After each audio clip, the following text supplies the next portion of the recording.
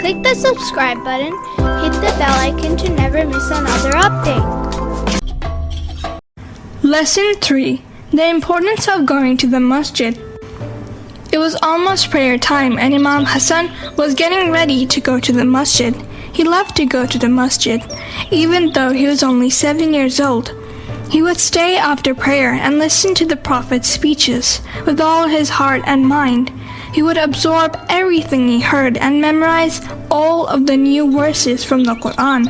After the speech, he would run back home and tell his mother everything he learned.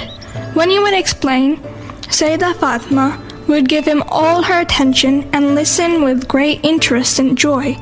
When her husband, Imam Ali alayhi salam, would come home, he was always surprised that Sayyidah Fatima alayhi salam knew all about what the Prophet had said in his speeches. How do you know all of that? He asked her one night. She explained that their son would come back from the masjid and tell her everything he learned. Imam Ali alayhi salam was very happy to hear this, and they both felt proud of their son. The next day, Imam Ali alayhi salam came home earlier than usual so that he could also hear what Imam Hasan was going to say. He decided to hide behind the curtain and wait so he could hear him with his own ears. But when Imam Hasan alayhi salam came, he did not explain what he had learned at the masjid. He just stood there speechless. His mother was both surprised and worried.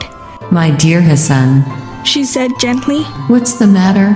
He replied, I'm at a loss for words because I feel like there is someone more knowledgeable than me in the room. When Imam Ali alayhi salam heard this, he came out from his hiding place, took his son into his arms, and proudly kissed him. Imam Hasan alayhi salam now understood why he was tongue-tied. He knew that Imam Ali alayhi salam was more fit to explain the speech from the masjid. Bow down along with those who bow in prayer.